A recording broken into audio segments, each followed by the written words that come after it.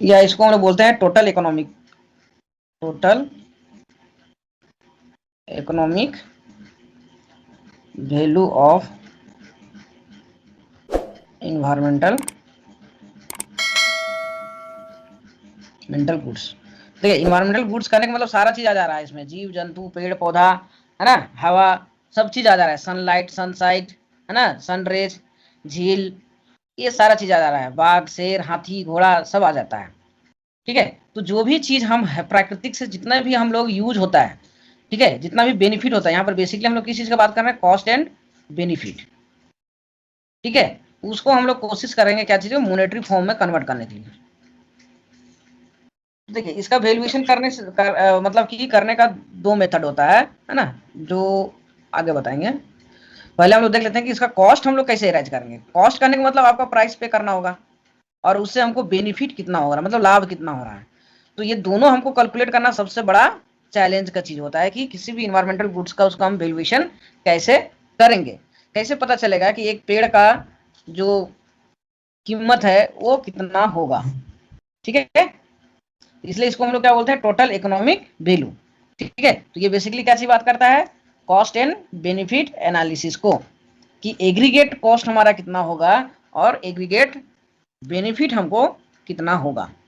तो देखिए एक चीज तो होता है, पहला हर किसी भी वस्तु का जो वैल्यू तय होता है ना, वैल्यू जो डिटरमाइन होता है, वैल्यू या इसको हम लोग बोलते हैं प्राइस, तो किसके आधार पर होता है, अकॉर्डिंग टू देयर यूजेस, कि हम लोग इंसान उसको कितना यूज करता है, या उसके लिए किसी भी ह्यूमन सिविलाइजेशन के लिए वो कितना इंपॉर्टेंट है। ठीक है, तो इसके अंतर्गत जो होता है टोटल इकोनॉमिक वैल्यू जो होता है, तो वैल्यू में हम लोग को क्या आ जाएगा, यूज, या इसको टोटल यूज भी आप बोल सकते हैं, यूज वाला कॉन्सेप्ट है ना, या फिर इसको बाद में यूजर भी कॉन्सेप्ट बोलता है, कि जिसको हम लोग यूज करते हैं। तो हम लोग इन्वायरमेंटल गुड्स का यूज कितना प्रकार से करते हैं, यूज ऑफ इन्वायरमेंटल गुड्स, उसी के आधार पे हमारा क्या होगा, टोटल इकोनॉमिक वैल्यू होगा। ठीक है, तो इसके अंतर्गत दो बेसिकली कैटेगरी होता है, एक को बोलते हैं यूज वैल्यू, दूसरा को बोलते हैं नॉन यूज वैल्यू, और तीसरा जो होता है ऑप्शन वैल्यू होता है। ठीक है, अब यूज वैल्यू में भी क्या होता है, डायरेक्ट यूज वैल्यू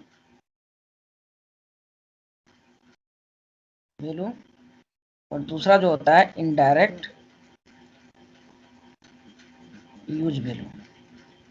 ठीक है, देखिए ऑप्शन दोनों कैटेगरी में आ जाता है, समझ गए, लेकिन इसको बाद में हम लोग देखेंगे। वैल्यूएशन करना होगा ना, जैसे कि अगर एक पेन मार्केट में आता है तो ऐसा थोड़ी होता है उसका डायरेक्ट बाजार में तय होता है, पहले इसका हम लोग क्या देखते हैं, कॉस्ट देखते हैं ना, कि कितना कॉस्ट होगा, जो एवरेज कॉस्ट बोलते हैं, प्लस प्रॉफिट मार्जिन होता है ना, प्लस टैक्स होता है, तब एक इसका मिनिमम प्राइस बन के आता है 10 रुपया। अब इसके बाद अब डिटरमाइन होता है, उसके बाद डिटरमाइन होता है मार्केट में कि कितना इसका प्राइस, अगर डिमांड बढ़ गया तो प्राइस बढ़ जाएगा, घटेगा तो घट जाएगा। तो उसी तरह से पहले हम लोग इसका वैल्यू तो पता कर लें कि इन्वायरमेंटल गुड्स जो होता है वो हमारे लिए वैल्यूएशन कितना रखता है, वैल्यू कितना रखता है, और उससे ह्यूमन जो है कितना तरह से यूज करता है। तो पहले नाम सबको याद है, use value, option value, non use value, direct use value, indirect use value, existence value और वैक्यूस्ट वैल्यू। देखिए अब यहाँ पर आपको क्या होगा, यूज वैल्यू को समझना होगा कि यूज वैल्यू क्या है। इसको आप डायरेक्ट कंज्यूम भी बोल सकते हैं, डायरेक्ट कंज्यूम, जिसका मार्केट वैल्यू होता है ना, इसको हम लोग मार्केट वैल्यू भी बोलते हैं, जिसको डायरेक्टली हम लोग क्या करते हैं कि उस चीज को यूज करते हैं और उसके बदले में हम लोग पैसा पेमेंट करते हैं। जैसे कि टिम्बर हो गया, टिम्बर में हम मार्केट का स्क्वायर फीट के हिसाब से लेते हैं, तो उसके बदले में हम देते हैं, है ना। फिर दूसरा चीज हो गया आपका, कोई भी चीज लेते हैं ना, टिम्बर हो गया, फिर अगर मान के चलते हैं कि हिरन का मीट अगर ले रहे हैं तो उसको आप किस केजी के हिसाब से दे रहे हैं, कोयला निकाल रहे हैं तो कोयला को आप कितना पे कर रहे हैं, है ना, उसका मार्केट प्राइस कितना है। आप कोयला जैसे जलाते हैं ना जी, गैस जलाते हैं तो गैस के बदले में आप कितना देते हैं, इलेक्ट्रिसिटी जलाते हैं तो इलेक्ट्रिसिटी के बदले में आप कितना पेमेंट करते हैं। तो इन्वायरमेंट गुड्स को आप डायरेक्टली यूज कर रहे हैं, उसके बदले में आप कितना दे रहे हैं। ठीक है, तो हम लोग जो यूज करते हैं ना या कंज्यूम करते हैं, दो तरह से करते हैं कंजम्पशन। एक तो खा के करते हैं पेट भर के, और एक वो आंख भर के। क्या हो है, आंख से भी खाना खाया जाता है वो हाँ सर। है। कौन कौन आंख से खाना खाए हैं बताइए तो। यूट्यूब में सर। यूट्यूब देखिए, ऐसे भी आदमी सबसे पहले आंखें से खाता है ना, बाद में मुंह से खाता है। क्योंकि देखिए पहला जो होता है ना, first impression is last impression. हर चीज को हम फूड के रूप में कंज्यूम कर लें, उसी से हम सेटिस्फाइड हो जाएंगे, ये बात नहीं है। जैसे कि हम लोग जाते हैं कहाँ पर, झील को क्या बोलते हैं, वो झरना को फॉल, है ना, फिर सनसेट देखते हैं, सनराइज देखते हैं। ठीक है, तो या फिर कोई एनिमल हम देख लिए, एनिमल, है ना, तो क्या हो रहा है कि इसको हम डायरेक्ट इंटरेक्ट कर रहे हैं, तो इसके कारण से हमको सेटिस्फेक्शन मिल रहा है। ये दोनों के कारण सेटिस्फेक्शन मिल रहा है। एक को डायरेक्टली हम कंज्यूम कर ले रहे हैं, पेट भर रहा है, और दूसरा हम देख रहे हैं, है ना। तो ये दोनों मतलब कि जो देख रहे हैं वो इनडायरेक्ट सेटिस्फेक्शन दे रहा है, और जो हम कंज्यूम कर रहे हैं वो हमारा डायरेक्ट सेटिस्फेक्शन दे रहा है। ये दोनों समझ में आ गया। हाँ यस सर। एगो को आप मुंह से खा रहे हैं और एगो को आप आंख से खा रहे हैं, तो दोनों का खाना तो दोनों है ना जी। एक पेड़ जैसे रहता है ना, देखिए इस तरह से, एक पेड़ है, तो एक पेड़ है तो ये आपको कितना तरह से दे रहा है, अभी बस वही यूज और नॉन यूज वैल्यू कर। एक तो इसका फल खा रहे हैं आप, है ना, आम है तो आम खा रहे हैं। दूसरा है कि यहाँ देखने में बड़ी मजा आता है, आके आराम कर लिए, ठीक है, तो आराम कर लिए तो ये आपको इनडायरेक्टली यूज दिया, इनडायरेक्टली सेटिस्फाई किया ना जी। दूसरा देखने में अच्छा लग रहा है, ये भी आपको इनडायरेक्टली सेटिस्फाई किया, है ना। तो ये आपका यूज वैल्यू के अंतर्गत, देखिए इसको भी तो हम यूज कर रहे हैं ना, कि नहीं कर रहे हैं यूज हम। अगर जाके पेड़ के नीचे बैठ रहे हैं तो पेड़ का इस्तेमाल कर रहे हैं कि नहीं कर रहे हैं। यस सर पेड़ कर खाएंगे, दिए। हाँ पेड़ खाएंगे तभी होगा कि हाँ चलो भाई ठीक है। लेकिन इसका हम लोग जब मार्केट में इसको जब एक पेड़ को काटते हैं, ठीक है, एक पेड़ को जब हम लोग काटते हैं तो इसका हम लोग क्या करते हैं, सिर्फ टिम्बर का वैल्यू देते हैं, इसका लकड़ी का, छाया में जो बैठ के आराम कर रहे थे उसका नहीं, फल खा रहे थे उसका वैल्यू नहीं। दूसरा हम लोग देखते हैं ऑप्शन वैल्यू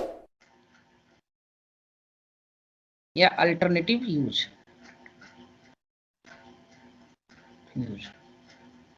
तो देखिए ऑप्शन में अल्टरनेटिव यूज भी आता है और एक फ्यूचर यूज आता है। फ्यूचर यूज किसके लिए, फ्यूचर जनरेशन के लिए। या फिर अल्टरनेटिव यूज करने का मतलब कि मान के चलते हैं कि जिस पेड़ को, है ना, ट्री को आज काट दे रहे हैं, इससे हम लोग टेबल बना देते हैं और इसका दाम रखते हैं 500 रुपया। तो भाई अगर यही चीज अपॉर्चुनिटी कॉस्ट के आधार पे देखते हैं, कॉस्ट कि इससे अगर हम फाइबर का बनाते हैं तो उसका दाम 1000 रुपया हो जाता है ना। तो सेम चीज के लिए अलग अलग क्यों। या फिर इसी लकड़ी से हम लोग दूसरा चीज भी तो बना सकते हैं, अल्टरनेटिव यूज, बेड बना सकते हैं, कुछ भी बना सकते हैं, उसका वैल्यू क्या होगा। दूसरा कि इसका प्रेजेंट और फ्यूचर वैल्यू क्या होगा। इन डिफरेंस हम लोग पढ़ते हैं ना, इंटरटेम्पोरल चॉइस। तो यही हमारा ऑप्शन वैल्यू हो जाता है कि अगर हम वर्तमान में कंज्यूम करते हैं तो इसका वैल्यू क्या हो जाएगा, लेस रहेगा, लेकिन अगर हम फ्यूचर में करेंगे तो इसका यहाँ पर क्या होगा, हाई होगा। और दूसरा चीज क्या होता है कि इन्वायरमेंटल गुड्स का एक कैरेक्टरिस्टिक था ना, वो क्या था, अनसर्टन। क्योंकि देखिए जिस चीज को अभी हम लोग प्रयोग कर रहे हैं उसी से पता नहीं आगे जाके क्या और बनेगा, है ना। जैसे कि पहले सिलिकॉन को कोई पूछता नहीं था, ठीक है, लेकिन अभी देखिए एकदम रेयर अर्थ मिनरल में आता है, मिनरल में, ठीक है, कि अभी कंप्यूटर का जितना भी चिप है ना, तो स्टोरेज कैपेसिटी का सारा चीज हमारा किससे बनता है, सिलिकॉन से बनता है। तो पहले अगर इसका हम लोग वैल्यू जानते हैं तो 2 रुपया 3 रुपया मिलता है, अभी देखिए इसको लाख 1.5 लाख रुपए में मिलता है ना। तो इस तरह से जो अभी प्रेजेंट है उसका फ्यूचर वैल्यू क्या होगा, फ्यूचर में अगर उसको हम यूज करेंगे तो उसका वैल्यू क्या होगा, क्योंकि ये दोनों के लिए तो काम होगा ना। ऐसा थोड़ी है कि आज नहीं यूज करेंगे तो कल खत्म हो जाएगा। दूध तो नहीं है ना जी कि आज अगर 2 दिन नहीं लिए दूध तो तीसरा दिन खराब हो जाएगा। शॉर्टकट में बोले पोटेंशियल यूज इन फ्यूचर। जो इंटर टेम्पोरल चॉइस अगर पढ़े होंगे तो समझ में आ जाएगा, कल भी बताए थे inter temporal choice hotelling rule. आता है non use value, non use value है ना, एग्जिस्टेंस, और एक होता है बिक्यूस्ट।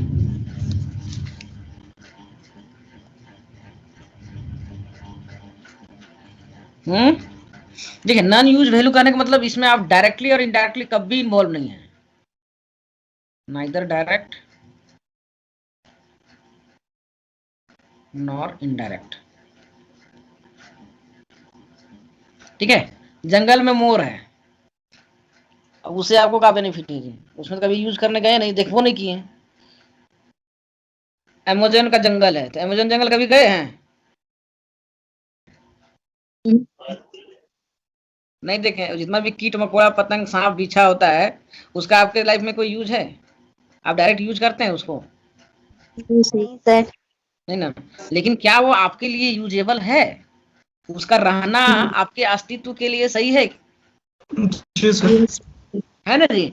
हम डायरेक्ट इंटरेक्ट करें या ना करें, उसको रहना मतलब कि ह्यूमन सिविलाइजेशन को एग्जिस्ट करने के बराबर है। मतलब वो जब तक है तब तक हमारा एग्जिस्टेंस बना रहेगा।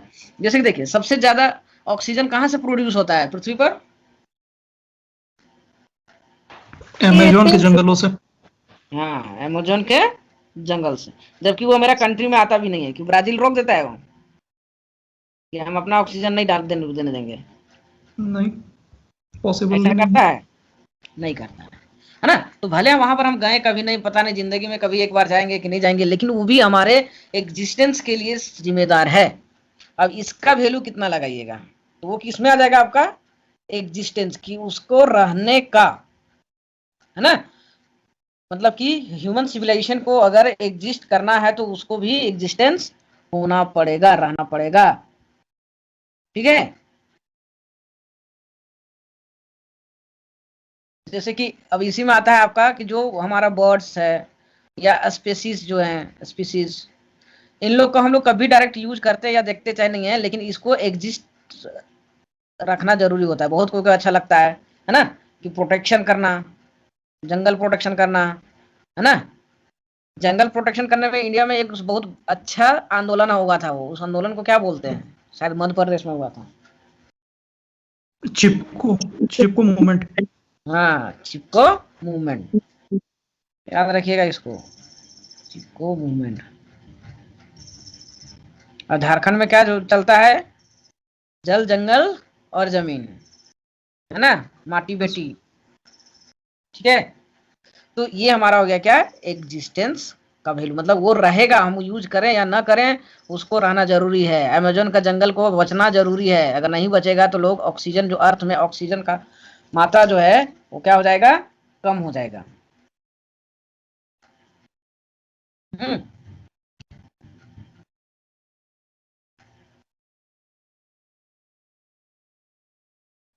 और ये जो होता है ना, ये जो होता है कि इसको हम लोग क्या रखते हैं? प्रिजर्व फॉर बेक्यूस वैल्यू जो होता है ना, preserve for future generation, future generation. कि सब अब ये खा जाइएगा तो फ्यूचर जनरेशन को क्या मिलेगा जी, है ना। जैसे कि इसमें आपका आ जाता है क्या? एयर क्वालिटी, ऐसे सब चीज भी आता है, ये सब भी आता है। ग्लोबल वार्मिंग, वार्मिंग कि अगर अभी हम इन्वायरमेंट को खत्म कर देते हैं उससे ये सब प्रॉब्लम होता है, और इसके कारण काफी लॉस सहना पड़ता है। तो इसके कारण क्या होता है हमारा, कि फ्यूचर जनरेशन जो है वो इन डेंजर में हो जा सकता है। तो इसके लिए आप कितना पे कीजिएगा? बात समझ में आया कि नहीं? Yes sir madam. है ना, कि अभी तो इसको कुछ नहीं कर रहा है लेकिन फ्यूचर में ये ज्यादा डैमेज करेगा।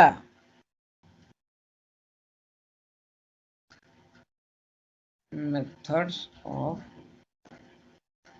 Economic valuation of environmental goods,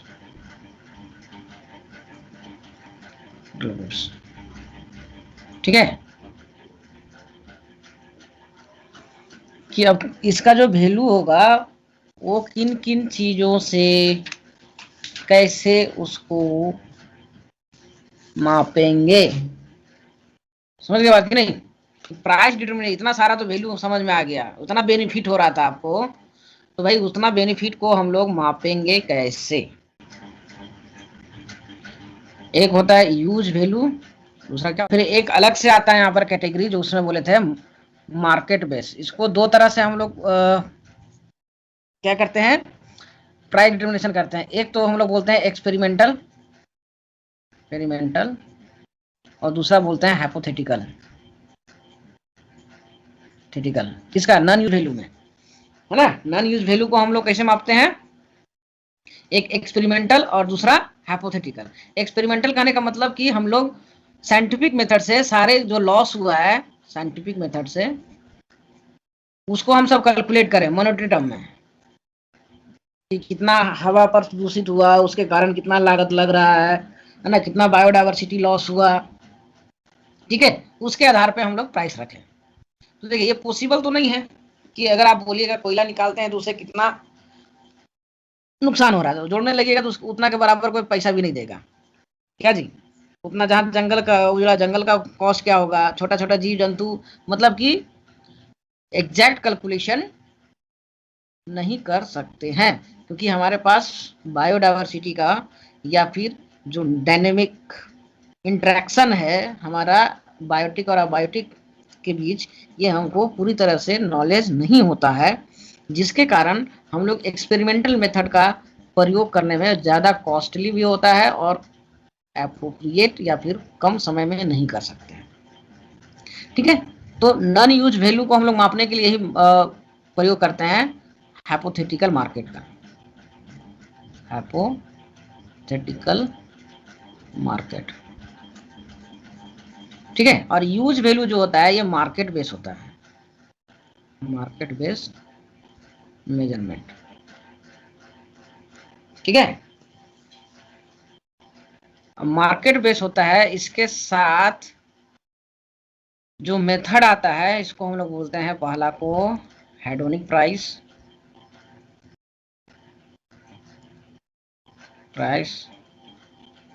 दूसरा को बोलते हैं ट्रेवल कॉस्ट, तीसरा को बोलते हैं कॉस्ट एवर्टिंग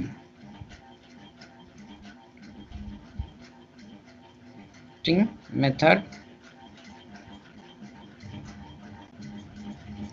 ठीक है। देखिए ये सब जो है केवल यूज वैल्यू को ही मेजर कर सकता है, और नॉन यूज वैल्यू को कौन करेगा, हाइपोथेटिकल मार्केट, जिसको हम लोग बोलते हैं CVM, कंटीजेंट वैल्यूएशन मेथड,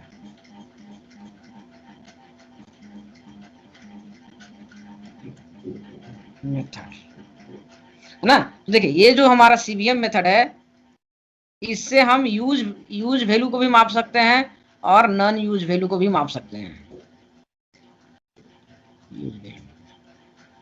ठीक है। तो पहले हम लोग इसी का बात करते हैं, CVM का। देखिए यहाँ यूज वैल्यू करने का मतलब क्या हुआ, जो हम एनवायरमेंटल गुड्स का जो हम वैल्यू क्रिएट करेंगे ना, या फिर वैल्यूएशन जो करेंगे, वो कोई किसी न किसी चीज को यूज करके, अल्टरनेटिव यूज करके, जैसे कि हेडोनिक प्राइस का है, तो ये हमारा फ्लैट का प्राइस डिटरमिनेशन में काम आता है, कि हम फ्लैट का प्राइस हम कितना दे रहे हैं, मतलब हम किसी चीज को यूज करके हम कंपेयर कर रहे हैं कि इसके बदले में इन्वायरमेंट को इतना मिलना चाहिए। दूसरा होता है कि हम किसी भी साइट को देखने के लिए कितना दूर से हम ट्रेवल करके जाते हैं, तो ट्रेवलिंग कॉस्ट हमको कितना लग रहा है। जैसे कि यहाँ से हम ओरमांझी जाते हैं, तो ओरमांझी हमको जू देखने के लिए एक दिन में यहाँ से हमको भाड़ा कितना लग रहा है, वहां जाके खाते पीते कितना है, वहां का टिकट कितना लगता है, ये सारा चीज। तो ये हम देखिए इन्वायरमेंट गुड्स को हम लोग अगर हम मेजर कर रहे हैं तो उसके साथ हम कैसे मेजर कर रहे हैं, किसी चीज को यूज करके, समझ में आ रहा बात की नहीं। फिर कॉस्ट एवर्टिंग कहने का मतलब जो हम लोग गंद फैला के रखे हैं, तो उस गंद को दूर करने के लिए कौन सी अगरबत्ती जला रहे हैं, तो अगरबत्ती हम यूज कर रहे हैं, तब हमको पता चल रहा है कि भाई कचरा का वैल्यू कितना होता है, कि कचरा अगर सामने रहेगा, मतलब कि इन्वायरमेंट अगर गलत रहे, खराब हो रहेगा क्वालिटी, तो हमको मच्छर काटेगा, अब मच्छर काटने के लिए हमको 10 रुपया का मोर्टिन लाना होगा, तो मोर्टिन के यहाँ यूज कर रहे हैं, समझ रहे बात की नहीं? Yes sir. क्यों इसको यूज वैल्यू लिखते हैं सो, और इसको नॉन यूज वैल्यू। अब यहाँ पर हाइपोथेटिकल में हम किसी चीज का यूज नहीं करेंगे, तो इससे हमको दोनों मतलब कि एक तो यूज वैल्यू यूजर कॉस्ट का भी हम लोग मेजर कर सकते हैं, मतलब डायरेक्ट कंजम्पशन वाला को भी, और एक इनडायरेक्ट वाला को भी कर सकते हैं। ठीक है, नेक्स्ट क्या है? Contingent method, method of valuation, CVM. ये बहुत बार पूछता है। तो ये हमारा क्या करता है? यूज वैल्यू और नॉन यूज वैल्यू दोनों को मेजर दे। यहाँ पर क्या होता है कि एक हाइपोथेटिकल मार्केट क्रिएट किया जाता है ना। फर्स्ट स्टेज में क्या करते हैं हम लोग? एक हाइपोथेटिकल मार्केट क्रिएट करते हैं, क्रिएशन ऑफ हाइपोथेटिकल मार्केट। जैसे कि अगर यूज कर रहे हैं, अगर पेन का करना है ना, तो पेन का हमारा तो यूज है, तो इसको भी हम लोग कर सकते हैं। तो यहाँ पर दो कॉन्सेप्ट आता है, एक विलिंगनेस टू पे और willingness to accept. Willingness to pay और एंड विलिंगनेस टू एक्सेप्ट। अब बोलिए तो कौन कंज्यूमर को दिखा रहा है, कौन प्रोड्यूसर को दिखा रहा है? जैसे कि यहाँ पर हम लोग देखते हैं ना, डिमांड इक्वल टू सप्लाई। तो कंज्यूमर से क्या उम्मीद करता है कि ये कितना, हम जितना यूटिलिटी मिलता है उससे हम लोग मैक्सिमम, जितना मैक्सिमम यूटिलिटी मिलेगा तो मैक्सिमम पे करने के लिए तैयार होते हैं, करते हैं ना जी। लेकिन फर्म के पास क्या होता है कि उसका कॉस्ट ऑफ एसी अगर 10 रुपया है तो मिनिमम ये इतना इसको मिलना चाहिए, प्लस 2 रुपया प्रॉफिट, 12 रुपया। ठीक है, अब इसके बाद आपको ज्यादा मिल जाता है तो अति उत्तम। ठीक है, तो इसलिए कम से कम कितना एक्सेप्ट करने के लिए तैयार है? 12 रुपया। और ये मैक्सिमम कितना देने के लिए तैयार है? जितना भी हो सके मैक्सिमम, जितना इसको सेटिस्फेक्शन मिलता है। तो जहां पर दोनों बराबर होता है, willingness to pay equal to willingness to accept, यहीं पे प्राइस डिटर्मिनेशन होता है। ठीक है, अब ये पेन है, एक कंपनी वाला को बोलेंगे भाई आप कितना लेने के लिए तैयार हैं, एक्सेप्ट कर, मिनिमम कितना आप ले सकते हैं। और एक कंज्यूमर से पूछेंगे भाई एक पेन है, स्टूडेंट है, आपको लिखना जरूरी है, तो मैक्सिमम आप कितना दे सकते हैं। एक प्राइस फिक्स कर दिया 5 रुपया, बोलते हैं अब इससे अधिक कितना आप दे सकते हैं, तो बोलेगा 6 रुपया, तो बोलेगा नहीं 7 रुपया, फिर बोलेगा 8 रुपया, नहीं 10 रुपया, बोले लास्ट में 10 रुपया से ज्यादा हम नहीं दे सकते। तो ये भी बोलेगा नहीं भाई मिनिमम हम लेंगे कम से कम 10 रुपया लेंगे, क्योंकि हमको इतना बेनिफिट करना है। तो जहां पर ये दोनों बराबर हो जाएगा वहीं पे प्राइस डिटर्मिनेशन होगा 10 रुपया के बराबर। ठीक है, तो यहाँ तो पेन था हमारा, यूज कर रहे थे, यहाँ पर कॉमोडिटी था, इसलिए हमको समझ में आ गया। लेकिन अगर आपको पूछेगा कि भाई पोल्यूशन के लिए आपको कितना देना चाहिए, आपको इतना देना पड़ेगा, तो कोई बोलेगा नहीं देंगे। तो इसीलिए यहाँ पर क्या किया जाता है? फर्स्ट स्टेप में हाइपोथेटिकल मार्केट क्रिएट किया जाता है कि आपको बताया जाएगा कि भाई पोल्यूशन से, अब यहाँ पर देखिए एक चीज याद रखिएगा कि जब इन्वायरमेंट के सेस में आते हैं ना, तो विलिंगनेस टू एक्सेप्ट जो है ये आपका हो जाता है हेल्थ कॉस्ट, कि डैमेज के कारण आपको कितना कॉस्ट उठाना पड़ेगा, मतलब कितना आप कितना एक्सेप्ट करने के लिए तैयार हैं कि हाँ इतना नुकसान होगा तो चलिए भाई चलो ओके। बात समझ में आ रहा है कि नहीं? कॉस्ट साइड से तो हम लोग के लिए कॉस्ट क्या आएगा? हेल्थ कॉस्ट ही आएगा। ठीक है, जो आप बता रहे विलिंगनेस टू एक्सेप्ट, भाई आपको जैसे कि एयर है ना, मैं मान लीजिए टोटल चीज है, तो एक तो आपको बेनिफिट मिल रहा है कि आप जिंदा हैं, लेकिन जिंदा है किसके कारण? अब यहाँ पर कंज्यूम कर रहे हैं इन्वायरमेंटल गुड्स का, लेकिन इसके कारण एक दूसरे साइड तो हो रहा है ना पोल्यूशन। तो आपसे पूछा जाएगा ना भाई कि देखिए आप तो इधर बेनिफिट ले रहे हैं, इससे हमको कोई प्रॉब्लम नहीं है, लेकिन इसके कारण इलेक्ट्रिसिटी जो आप जला रहे हैं ना, इसके कारण हमारा इतना नुकसान हो रहा है ना। तो बोल रहा है कि इस नुकसान को आप कितना सह सकते हैं। तो देखते हैं ना, जहाँ पर कोलवरी एरिया होता है तो लोग क्या करते हैं कि बीमार तो पड़ते हैं, लेकिन वहां पर बेनिफिट भी तो मिलता है। तो इन लोग हेल्थ कॉस्ट कितना बियर कर सकता है? मिनिमम, मैक्सिमम तो बहुत हो जाएगा, मैक्सिमम होगा तो उतना पे ही नहीं कर पाएगा। तो बोलता है नहीं, महीना में अगर पूरा फैमिली में 1000 रुपया अगर खर्चा हो जाता है तो चलो भाई इट्स ओके, एक्सेप्ट कर सकते हैं इतना। बात समझ में आया नहीं? तो देखिए अब यहाँ पर क्या करते हैं, पहला तो एक मिनिमम कॉस्ट उसको तैयार करना होता है। तो ये मार्केट जब क्रिएट किया जाता है ना, तो वहां पर दोनों बेनिफिट तो कंज्यूमर जानेगा, लेकिन लॉस के बारे में यहाँ पर बोला जाता है कि देखिए आप अगर पैसा कितना देना चाहते हैं, तो ये इसका क्या होगा? विलिंगनेस टू पे, और इसका विलिंगनेस टू एक्सेप्ट। तो देखिए बोलता है कि भाई अगर आप बोले ये 10 रुपया पे कर सकते हैं हम, है ना, बीडिंग होता है यहाँ पर, क्या होता है, बीडिंग सिस्टम होता है, बीडिंग। तो ये बोलेगा भाई देखिए अगर इसका यूज कीजिएगा तो आपका हेल्थ कॉस्ट जो है आपका 100 रुपया लग जाएगा, है ना। तो बोलते हैं भाई अब बताइए कितना दीजिएगा, तो ये बोलेगा नहीं हम 50 रुपया देंगे। फिर ये बढ़ेगा कि और कितना दे सकते हैं, और इसको देखिए नुकसान जो है उसको बताते जाएगा कि इसके ये नुकसान होगा, आपको 100 रुपया की जगह पर 150 रुपया होगा। तो फाइनली ये बोलेगा क्या कि हम 75 रुपया देंगे, इससे ज्यादा नहीं दे पाएंगे। तो अब ये देखिए कि इसलिए कि इसको 75 रुपया ही अपने को कॉस्ट के रूप में देख रहा था कि हम इतना हेल्थ कॉस्ट जो होगा इतना हम बियर कर सकते हैं, तो इसके बदले में हम इतना आपको पे कर सकते हैं। इसलिए इसको हम लोग क्या बोलते हैं, डायरेक्ट मेथड भी बोलते हैं। यहाँ पर कोई लुचू फुचू नहीं करते हैं, डायरेक्ट मेथड, है ना। तो इसी तरह से 100 आदमी से पूछा तो 100 आदमी का जितना आया 100, फिर इधर कितना एवरेज आएगा, है ना, वही आपका क्या हो जाएगा, प्राइस डिटर्मिनेशन हो जाएगा। ये विलिंगनेस टू पे और ये विलिंगनेस टू एक्सेप्ट, ठीक है। और यही प्राइस डिटर्मिनेशन होगा, कितना प्राइस आपको देना होगा और इतना प्राइस पे इतना आप कंज्यूम कीजिएगा।